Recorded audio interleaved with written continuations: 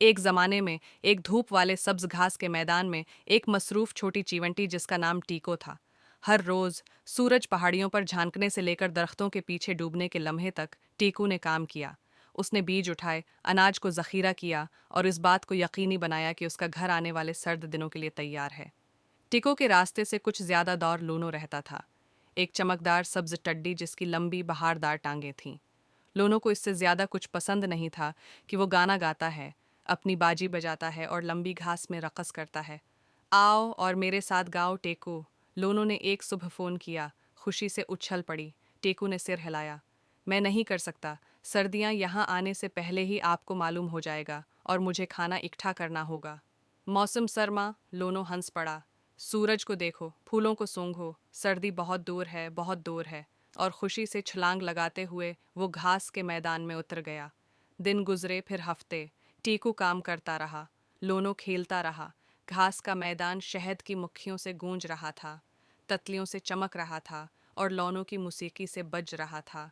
लेकिन एक सुबह स्याह बादल सिर पर जमा हो गए। तेज हो गई, बारिश बरस पड़ी। सब्ज घास का मैदान भूरा होने लगा। टीकू अपने छोटे से घर में गर्म और खशिक रहा। इसका सटूर रोम खाने से भरा हुआ था, लेकिन लोनो के पास अब न कोई गर्म घर था, न खाना और न ही कोई मौसीकी।